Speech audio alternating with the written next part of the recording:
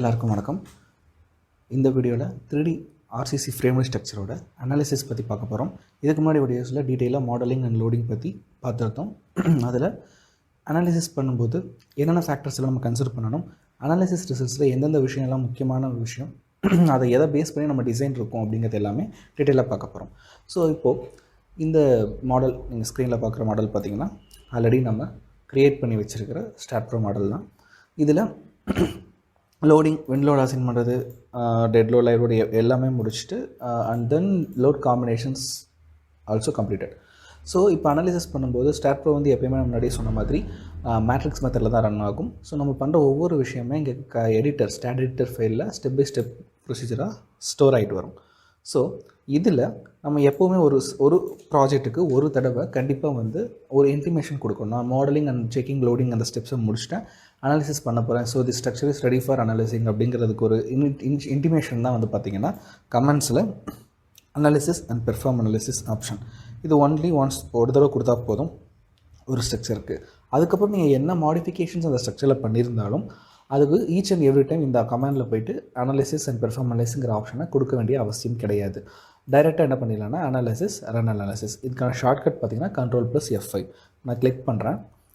Click பண்ணுறதுக்கு முன்னாடி இந்த ஸ்டேஜில் இருக்கிற ஃபைலை வந்து சேவ் பண்ணிக்குவான்னு கேட்கும். எஸ், சேவ் பண்ணிக்கிறோம். இப்போது அனாலிசிஸ் ரன் ஆகிறதுக்கு எவ்வளோ டைம் எடுத்துக்குங்கிறது பாருங்கள். ஜஸ்ட் வந்து இப்போ பார்த்திங்கன்னா ஸ்டிஃப்னஸ் மேட்ரிக்ஸ் இந்த மெத்தடில் தான் உங்களுக்கு வந்து அனாலிசிஸ் ஆகிட்டுருக்கு. ஸோ இதில் இந்த அனாலிசிஸ் ப்ராசஸ்க்கு Staad.Pro எடுத்துருக்க டைம் அப்படின்னு பார்த்தீங்கன்னா வெறும் 5 செகண்ட்ஸ் தான். ஸோ இவ்வளோ பெரிய பில்டிங், இவ்வளோ காம்ப்ளிகேட்டடான நம்ம டிசைன் மாடலிங் கொடுத்துருக்கோம், அதில் லோடிங்ஸ் கொடுத்துருக்கோம். இது எல்லாத்துக்குமே அனாலிசிஸ் பண்ணுறதுக்கு அதை எடுத்துருக்க டைம் வந்து வெறும் 5 செகண்ட்ஸ் தான். ஸோ இப்போ இதில் எரர்ஸ் பார்த்திங்கன்னா 0, வார்னிங்ஸ் வந்து 2 தான் இருக்குது. அந்த வார்னிங்ஸ் நீங்கள் பார்க்கணுன்னு நினச்சிங்கன்னா வியூ அவுட்புட் ஃபைல் அப்படிங்கிற ஆப்ஷன் கிளிக் பண்ணிவிட்டு ஓகே டன் கொடுத்து பாருங்கள். அது என்ன வார்னிங் கேட்கும், about floor one way load weights. அதாவது இதில் என்னென்னா depending on the shape of the floor you may have to break up the floor one way load into multiple comments. இது நான் வந்து லோடிங் அப்ளை பண்ணும்போதே சொல்லியிருந்தேன். One way distribution, two way distribution சொல்லிட்டு floor load நீங்கள் split பண்ணி கொடுக்கறதுல கேர்ஃபுல்லாக இருக்கும் அப்படின்னு சொல்லிட்டு. நீங்கள் ஒன் வேன்னு கொடுத்தீங்கன்னா எல்லா இடத்துலையுமே அது வந்து ஸ்கொயராக இருந்தாலும் ரெக்டாங்குலராக இருந்தாலும் எந்த மாதிரியான ப்ரொஃபைல் இருந்தாலும் அந்த ஃப்ளோரில் இருக்க லோடு வந்து ஒன் வேயாக தான் டிஸ்ட்ரிபியூட் பண்ணுற மாதிரி எடுத்துக்கும். But if it is a square we need to give it as a two-way slab, right? So அந்த மாதிரி சுச்சுவேஷன் வரும்போது நமக்கு எப்போயுமே வந்து one way slab low distribution அப்படிங்கிற ஆப்ஷன் வந்து சூட் ஆகாதுன்றதுக்காக தான் 2-way கொடுக்க சொல்லியிருந்தோம். ஸோ அப்படி கொடுத்துமே நம்ம இதில் டிப்பிக்கல் ஸ்ட்ரக்சர் கிடையாது. இந்த மாடல் வந்து பார்த்திங்கன்னா டிப்பிக்கல் மாடல் கிடையாது. நிறைய மாடிஃபிகேஷன் பண்ணோம். ஒவ்வொரு ஃப்ளோர்லேயும் ஒரு இடையில பீம் கட் பண்ணோம், ஆட் பண்ண மாதிரி நிறையா பண்ணோம். ஸோ அதை பேஸ் பண்ணும்போது ஏதாவது ஒரு ஃப்ளோரில் ஒரு இடத்துல அந்த ப்ரொஃபைல் L/B ரேஷியோ வந்து அந்த <2 இல்லை, அந்த க்ரைட்டீரியா மேட்ச் ஆகலை, அந்த இடத்துல ஒன் வே டிஸ்ட்ரிபியூஷன் இருக்க வேண்டிய இடத்துல நம்ம 2-way கட் கொடுத்துருக்கோம். அந்த மாதிரி வந்ததுன்னா இந்த மாதிரியான வார்னிங்ஸ் காட்டும். அது எரர் கிடையாது, வார்னிங் மட்டும்தான். எரர் இருந்தால் மட்டும்தான் நம்ம பயப்படணும். ஸோ அந்த இதில் முக்கியமாக நீங்கள் பார்க்க வேண்டியது விஷயம் என்னென்னா செகண்ட் இது என்னென்னு பாருங்கள், consecutive analysis comments only first used. So நான் எகெயின் சொன்ன மாதிரி ஒரு ஸ்ட்ரக்சருக்கு ஒரு தடவை தான் நீங்கள் பெர்ஃபார்ம் அனாலிசிஸ்ங்கிற ஆப்ஷன் கொடுக்கணும். அனலைஸ், ரன் அனாலிசிஸ் அப்படிங்கிறத வந்து நீங்கள் எத்தனை தடவை வேணாலும் கொடுக்கலாம். ஸோ அதை ஒரு வார்னிங்கை காட்டுது, அவ்வளோதான். நீங்கள் ஸ்டாட் எடிட்டரில் போய் பாருங்கள், பெர்ஃபார்ம் அனாலிசிஸ் 2 தடவை ஆகிருக்கு, தெரியுதா? ஸோ இது எதுக்காக நான் முன்னாடி இந்த ஸ்டாட் எடிட்டர் சொன்னேன்னா, இந்த மாதிரி நீங்கள் ஒர்க் பண்ணுற ஒவ்வொரு ஸ்டேஜ் பை ஸ்டேஜ் ஒவ்வொரு ஸ்டெப்ஸுமே வந்து இதில் வந்து ரெக்கார்ட் ஆகிட்டே வரும். ஸோ இதில் ஏதாவது கரெக்ஷன்ஸ்னாலும் நம்ம மாடிஃபை பண்ணலாம் பண்ணிக்கலாம். பட் கேர்ஃபுல்லாக பண்ணணும். ஒரு கமா, ஒரு ஃபுல் ஸ்டாப், ஒரு ஸ்பேஸ், இது எல்லாமே அஃபெக்ட் பண்ணும். ஸோ 2 தடவை பெர்ஃபார்மன்ஸ் இருக்குது. நம்ம ஒரு தடவை தானே கொடுத்தோம், எப்படி 2 தடவை வந்துச்சு அப்படின்னா maybe by mistake before analysis after loading நம்ம ஒரு தடவை கொடுத்துட்டு சேவ் பண்ணியிருந்துருக்கலாம். அதனால் கூட இந்த மாதிரியான எரர்ஸ் வந்துருக்கலாம். ஸோ இப்போ இந்த பெர்ஃபார்மன்ஸ் 2 தடவை இருக்கு இல்லையா, ஒரு தடவை இருக்கிறத டெலிட் பண்ணிடுங்க, சேவ் பண்ணிக்கோங்க. இப்போ இதை க்ளோஸ் பண்ணிவிட்டு இப்போது எகைன் நீங்கள் அனாலிசிஸ் ரிசல்ட்ஸ் பார்க்கணும்னா அனாலிசிஸ் கொடுத்தாங்கணும். அனாலிசிஸ் அண்ட் அனாலிசிஸ் கொடுக்குறேன். இப்போ 2 வார்னிங் எனக்கு என்ன ஆயிடுச்சு, ஒரு வார்னிங் ஆயிடுச்சு. அந்த ஒரு வார்னிங் என்னங்கிறது கண்டிப்பாக உங்களுக்கே தெரிஞ்சிருக்கும். நம்ம ஆல்ரெடி பார்த்து அந்த 1-way 2-way டிஸ்ட்ரிபியூஷனுக்கு சம்மந்தப்பட்ட எரர் மட்டும்தான், வார்னிங் மட்டும்தான். ஸோ அவ்வளோதான், அனாலிசிஸ் பண்ணியாச்சு. இப்போ இதுக்கான ரிசல்ட்ஸ் எப்படி ரீட் அவுட் பண்ணேன்னா அதுதான் அந்த போஸ்ட் ப்ராசஸிங்கிற டேப். இந்த போஸ்ட் ப்ராசஸிங்கிற டேப் கிளிக் பண்ணிங்கன்னா நீங்கள் என்னென்ன லோட் கேசஸ், லோட் காம்பினேஷன்ஸ் வச்சுருக்கீங்களோ எல்லாத்தையுமே ரைட் சைடில் செலக்ட் பண்ணி டிஃபால்ட்டாகவே இருக்கும். இது எல்லாத்துக்கான ரிசல்ட்டையும் நீங்கள் டீட்டெயிலாக பார்க்கலாம். இல்லை எனக்கு டெட் லோட் தனியாக லைவ் லோட் தனித்தனியாக பார்க்கணுனாலும் அந்த ஸ்டேஜில் போய் மாற்றி பார்க்கலாம். எனக்கு அதுக்கான ரிசல்ட்டை மட்டும் காட்டினா போதும் அப்படின்னு நினச்சிங்கன்னா இது எல்லாத்தையும் அன்செலக்ட் பண்ணிவிட்டு எது வேணுமோ அதை மட்டும் செலக்ட் பண்ணிக்கலாம். நமக்கு எப்போயுமே மோஸ்ட்லி எல்லா ரிசல்ட்ஸுமே வேணும். அப்போ தான் வந்து ஒரு நம்ம அனலைஸ் பண்ண முடியும் எந்த லோட் கேஸ் வந்து கிரிட்டிக்கல் கேஸ் அப்படிங்கிறது. ஸோ கிளிக் பண்ணி ஓகே கொடுங்க. இப்போது இதுதான் போஸ்ட் ப்ராசஸிங் விண்டோ. இதில் லெஃப்ட் இருக்க டேப்ஸ் பாருங்கள், node, beam, animation, reports, displacement, reaction. இது எல்லாமே டெமோ கிளாஸஸில் மறுபடியும் ஒரு தடவை பார்த்துருக்கோம். 2D ஸ்ட்ரக்சர்ஸ்க்கு ஒரு தடவை பார்த்துருக்கோம், புதுசு கிடையாது. அதே மாதிரி ரைட் சைடில் இருக்கிறது இந்த டேபோட டீட்டெயில்டு அனாலிசிஸ் ரிசல்ட்ஸ். இப்போ நோட் அப்படின்னு எடுத்துக்கிட்டிங்கன்னா நோட் டிஸ்பிளேஸ்மெண்ட் என்ன, அதோட ரிலேட்டிவ் டிஸ்பிளேஸ்மெண்ட் என்ன, இதெல்லாம் அதில் காட்டும். சம்மரின்னு கொடுத்தீங்கன்னா அந்த சம்மரியில் எந்த லோட் கேஸ் கிரிட்டிக்கல் கேஸ், அதில் எக்ஸ் டைரக்ஷனில் எவ்வளோ டிஃப்ளெக்ஷன், ஒய் டைரக்ஷன் எவ்வளோ டிஃப்ளெக்ஷன் எல்லாமே டீட்டெயிலாக காட்டும். அதே மாதிரி தான் ரிலேட்டிவ் டிஸ்பிளேஸ்மெண்ட் எடுத்துட்டிங்கனாலுமே. ஸோ இதை கிராஃபிக்கலாக காட்டுறது தான் வந்து இந்த இது, அது ஐ மீன் அந்த விசுவலைஸ் பண்ணி காட்டுறது அந்த க்ரீன் கலரில் இருக்குது. ஸோ இந்த க்ரீன் கலர் இருக்கிற இந்த ஐக்கான் நீங்கள் ஆஃப் பண்ணிட்டீங்கன்னா அது டிஸ்பிளேஸ்மெண்ட் ஆகிடும், வேறு எதுவும் கிடையாது. டிஃப்ளெக்ஷன் ஆர் டிஸ்பிளேஸ்மெண்ட் இது காட்டும். கிளிக் பண்ணால் ஆன், ஆஃப், அவ்வளோதான். ஸோ இது வந்து நோடுக்கானது. நோடில் வேறு என்ன பார்ப்போம், ரியாக்ஷன்ஸ் பார்ப்போம். டிஸ்பிளேஸ்மெண்ட்ங்கிற டேபிள் தான் இது பார்த்துட்ருக்கோம். வேறு என்ன பார்ப்போம்னா ரியாக்ஷன்ஸ் பார்ப்போம், சப்போர்ட் ரியாக்ஷன்ஸ். ஸோ இதில் இப்படி வருது, நம்ம எப்படி நான் விசுவலைஸ் பண்ணி பார்க்கணுன்னா நீங்கள் எந்த வியூவில் வைக்கிறீங்கிறது முக்கியம், எதை மட்டும் செலக்ட் பண்ணுறீங்க முக்கியம். ஒவ்வொரு ரோவாக நீங்கள் பார்க்கணும்னு நினச்சிங்கன்னா ஃபஸ்ட் ஃப்ரண்ட் வியூ போயிட்டு இந்த நோட் மட்டும் நான் செலக்ட் பண்ணிக்கிறேன். View selected object only. இப்போ 3D வியூவில் போய் பாருங்கள், இது மட்டும் தான். இப்போ இதுக்கான ரியாக்ஷன்ஸ் மட்டும் பார்த்தா இது மட்டும் இருக்கும். அதுவே உங்களுக்கு காம்ப்ளிகேட்டடாக இருக்கா, இன்னும் ஒவ்வொரு நோடாக கூட நீங்கள் செலக்ட் பண்ணி பார்த்துக்கலாம். இப்படி பார்த்துருந்தா எவ்வளோ டைம் நான் எடுக்கிறது எனக்கு அப்படிங்கிற மாதிரி நீங்கள் நினைக்கலாம். பட் வந்து இது டீட்டெயிலாக நீங்கள் பார்க்கணுங்கிறதுக்காக மட்டும்தான் சொல்லுங்கள் தவிர இதில் எது கிரிட்டிக்கல் அப்படிங்கிறத இப்படி தான் நீங்கள் பார்த்து ஐடென்டிஃபை பண்ணுங்கிற அவசியம் கிடையாது. அதுக்கு தான் ரைட் சைடில் பார்த்தீங்கன்னா சப்போர்ட் ரியாக்ஷன்ஸ், இங்கே செக் ரிசல்ட்ஸ் சொல்லி ஸ்டாட்டிக் செக் ரிசல்ட்ஸ்னு சொல்லிட்டு இருக்குது. இதில் சம்மரி கிளிக் பண்ணிங்கன்னாவே ஆட்டோமேட்டிக்காக அதுக்கு முன்னாடி வியூவில் போய்ட்டு வியூ செலக்டட் ஆப்ஷன் எடுத்து விட்ருவோம், எல்லா ஆப்ஷனும் வந்துடும். இப்போது சம்மரியில் பார்த்தீங்கன்னா எந்த லோட் காம்பினேஷனில் எந்த நோடில் எந்த ஃபோர்ஸ், அதாவது எஃப்எக்ஸா, எஃப்ஒய்யா, எஃப்இசட்டா ஆர் மொமெண்ட்டா எது அதிகமாக இருக்கோ அதோட சம்மரி வந்துடும். ஸோ இதை பேஸ் பண்ணி நீங்கள் என்ன பண்ணிக்கலாம், கிரிட்டிக்கல் ஒன்றை வந்து நீங்கள் சூஸ் பண்ணிக்கலாம். ஸோ நம்ம கொடுக்குறது எல்லாமே வெர்டிக்கலி டவுன்வர்ட் ஃபோர்ஸ். ஸோ அதுக்கு வர ரியாக்ஷன்ஸ் எப்பவுமே வெர்டிக்கலி அப்வர்டாக தான் இருக்கும். அதுதான் பார்த்தீங்கன்னா 980 kN வருது. அது எந்த நோட்லனா நோட் நம்பர் 21. நோட் நம்பர் 21 நீங்கள் எப்படி ஐடென்டிஃபை பண்ணுவீங்க அப்படின்னா தாராளமாக பண்ணலாம். நமக்கு இந்த பேஸில் இல்லை, நீங்கள் ஜியாமெட்ரி இந்த பேஸில் போயிட்டு நோட் நம்பர் 21 அப்படிங்கிறது எங்கேங்கிறத நீங்கள் பார்க்குறீங்கன்னா ரைட் சைடில் இருக்கிறதா நோட் ஃப்ரேம், நோட் நம்பர் 21 இங்கே ஐடென்டிஃபை பண்ணி காட்டுது பார்த்தீங்களா, இதுதான் வந்து ரெட் கலரில் காட்டும். ஸோ இந்த மாதிரி நீங்கள் பண்ணிக்கலாம். ஸோ அங்கே வரதான் கிரிட்டிக்கல். ஸோ அது கிரிட்டிக்கலாக வருதுன்னா அது ரீசனபுளாக இருக்குமா, கண்டிப்பாக Staad.Pro பொறுத்த வரைக்கும் நீங்கள் என்ன ஃபீட் பண்ணீங்களோ அதுக்கான ரிசல்ட்ஸ் கண்டிப்பாக கொடுத்துரும். ஸோ அதில் வந்து தப்பாக கரெக்டாக அப்படிங்கிறது நம்ம தான் மிஸ்டேக் பண்ணியிருப்போம், அது கண்டிப்பாக மிஸ்டேக் பண்ணியிருக்கேன். Staad.Pro வந்து சாஃப்ட்வேர் வந்து எப்போயுமே மிஸ்டேக் பண்ணியிருக்காது. நம்ம கொடுக்குற இன்புட்டை பேஸ் பண்ணி தான் ரிசல்ட்ஸ் இருக்கும். ஸோ இங்கே டிஃப்ளெக்ஷன் அதிகமாக வருது, இல்லை இங்கே ரியாக்ஷன் அதிகமாக வருதுன்னா வரக்கூடாதே, இது தப்பாக காட்டுது, நீங்கள் வந்து சாஃப்ட்வேரை ப்ளேம் பண்ணக்கூடாது. அது முதல்ல ஃபஸ்ட் தெரிஞ்சுக்கணும்.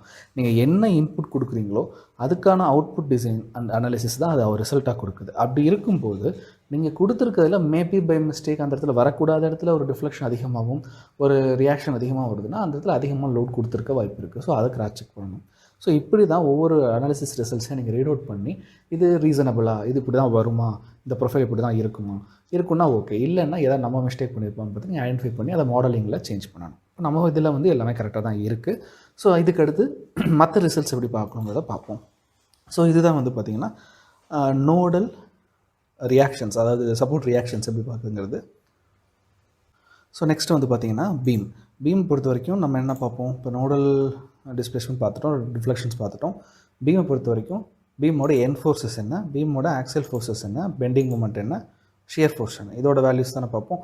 அதுவும் அதே தான், எந்தெந்த லோட் கேஸ்க்கு அதிகமாக வந்திருக்கு, எங்கே வந்திருக்குங்கிறத பார்க்கலாம். இல்லை இந்த ஸ்டேஜ்லேயே நீங்கள் வந்து நான் செலக்ட் பண்ண லோட் கேஸ்க்கு மட்டும் எனக்கு ரிசல்ட் கொடுத்தா போதும்னு நினச்சிங்கன்னா இங்கே கிளிக் பண்ணிவிட்டு வேணுங்கிற லோட் கேஸ் சூஸ் பண்ணிங்கன்னா அதுக்கான ரிசல்ட்ஸ் மட்டும் காட்டும். கொடுத்தீங்கன்னா அதுக்கான ரிசல்ட்ஸ் மட்டும் காட்டும்.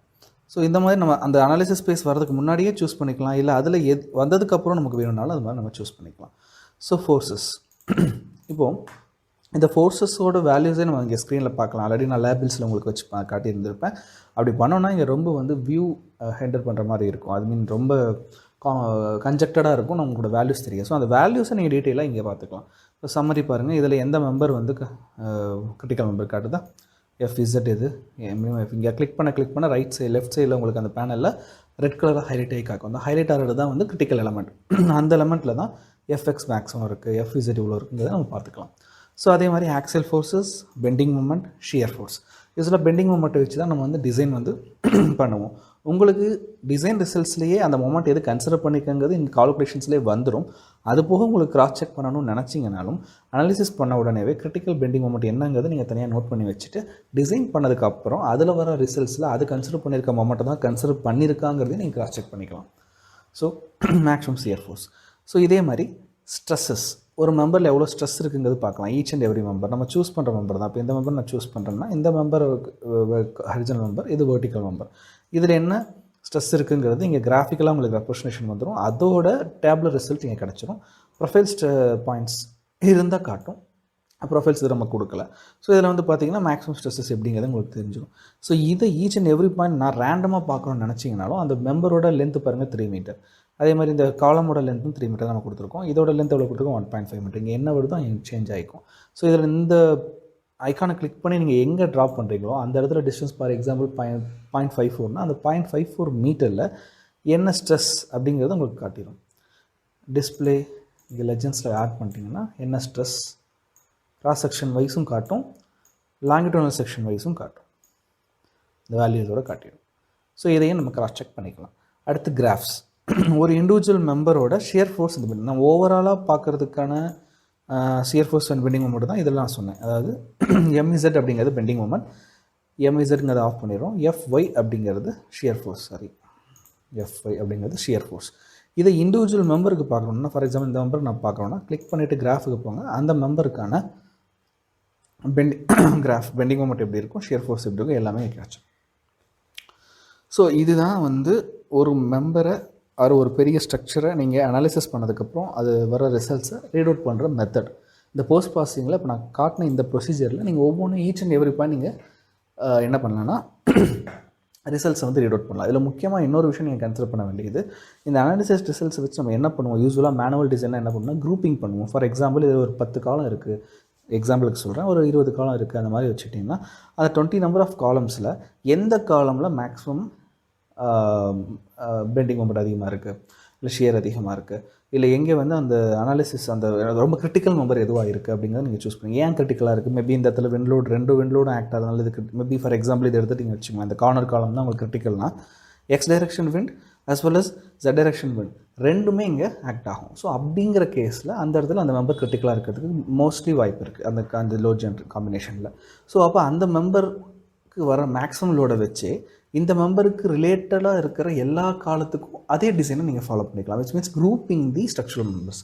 எப்படி குரூப் பண்ணுவீங்க நீங்கள் மேனுவல் டிசைன் எப்படி பண்ணுவீங்கன்னா, இந்த அனாலிசிஸ் ரிசல்ட்டை வச்சு தான் எந்தெந்த மெம்பர்லாம் ஆல்மோஸ்ட் சேமாக பிஹேவ் ஆகிருக்கு, எந்தெந்த மெம்பர்லாம் கிரிட்டிக்கல், எதெல்லாம் வந்து லெஸ் கிரிட்டிக்கல், இந்த மாதிரி கேட்டகரைஸ் பண்ணி குரூப் பண்ணுவீங்க. இப்போ 20 காலம்ஸ்னால் அதில் ஒரு கார்னர் காலம்ஸ் இருக்கிறதுல ஒரு 5 காலம்ஸ், மிடில் காலம் செப்பரேட்டாக, இந்த மாதிரி ஸ்ப்ளிட் பண்ணி இந்த 5 காலமும் ஒரே மாதிரி இருக்குது பிஹேவ் பண்ணுது, இந்த 5 காலம் ஒரே மாதிரி பிஹேவ் பண்ணுது. மேபி 5 இருக்கலாம், 10 இருக்கலாம், எப்படி வேணாலும் இருக்கலாம்.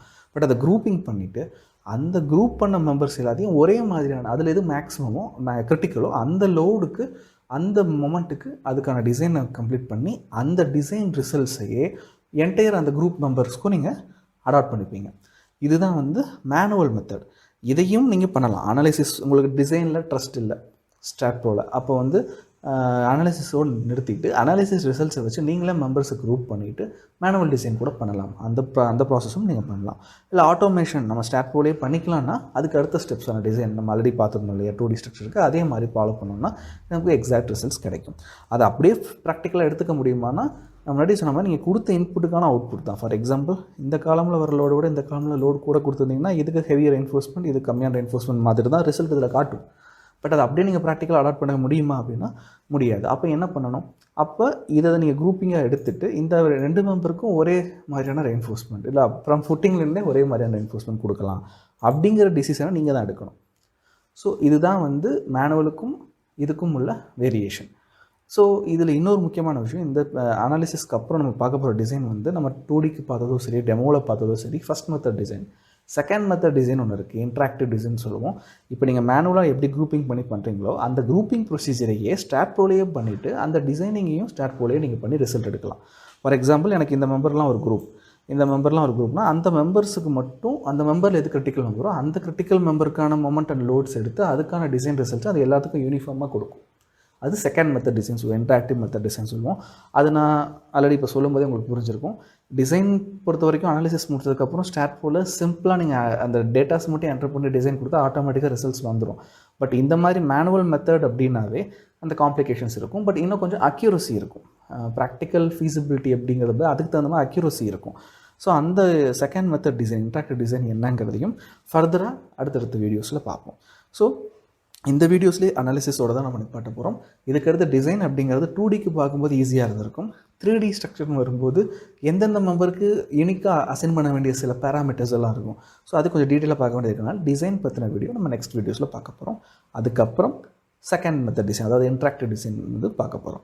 ஸோ இப்போ இந்த வீடியோவில் பார்த்துட்டு இருக்க இந்த அனாலிசிஸில் இன்னும் நம்ம என்ன பார்க்க வேண்டியது இருக்குன்னா, நோட் பீம், அந்த ஃபோர்ஸ், ஸ்ட்ரெஸ்ஸஸ், டிஸ்பிளேஸ்மெண்ட் எல்லாம் பார்த்துட்டோம், கிராஃப் எல்லாம் பார்த்தோம். ரிப்போர்ட் வந்து செப்பரேட்டாக லாஸ்ட் கிளாஸஸில் பார்க்க போகிறோம். ஸோ அனிமேஷன் ஆல்ரெடி நம்ம 2Dக்கு பண்ணி பார்த்துருப்போம். இப்போது 3D ஸ்ட்ரக்சருக்கு பார்க்க போகிறோம். இதில் பார்த்தீங்கன்னா ஏதாவது வேரியேஷன் உங்களுக்கு தெரியுதா? ரொம்ப மைனராக தான் தெரியும்.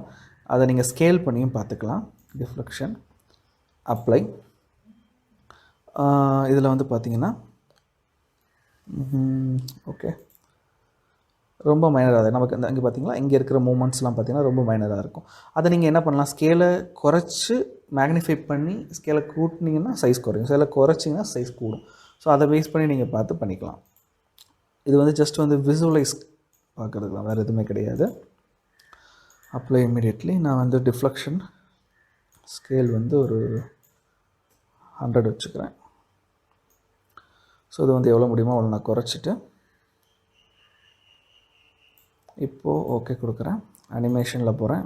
Deflection, apply. வேரியேஷன் தெரியுதா? இதுக்கு முன்னாடி இருந்ததை விட அந்த மூமெண்ட் அதிகமாக இருந்திருக்கும். அதே மாதிரி தான் செக்ஷன் டிஸ்பிளேஸ்மெண்ட்.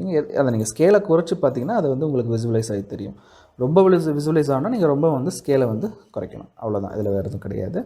ஸோ இதுதான் நம்ம போஸ்ட் ப்ராசஸிங், அதாவது அனாலிசிஸ் பண்ணதுக்கப்புறம் இந்த 3D மாடல் RCC ஃப்ரேம் ஸ்ட்ரக்சரை லோடிங் அப்ளை பண்ணி அனாலிசிஸ் பண்ணதுக்கப்புறம் அந்த ரிசல்ட்ஸை எப்படி ரீட் அவுட் பண்ணணுங்கிறத இந்த வீடியோவில் பார்த்தோம். இதுக்கப்புறம் இந்த டிசைன், இதை பேஸ் பண்ணி டிசைன் எப்படி பண்ணணும் அப்படிங்கிறத நெக்ஸ்ட் வீடியோஸில் பார்ப்போம். கண்டிப்பாக இந்த வீடியோ உங்களுக்கு யூஸ்ஃபுல்லாக இருந்திருக்கும்னு நினைக்கிறேன். தேங்க்யூ ஃபார் வாட்சிங்.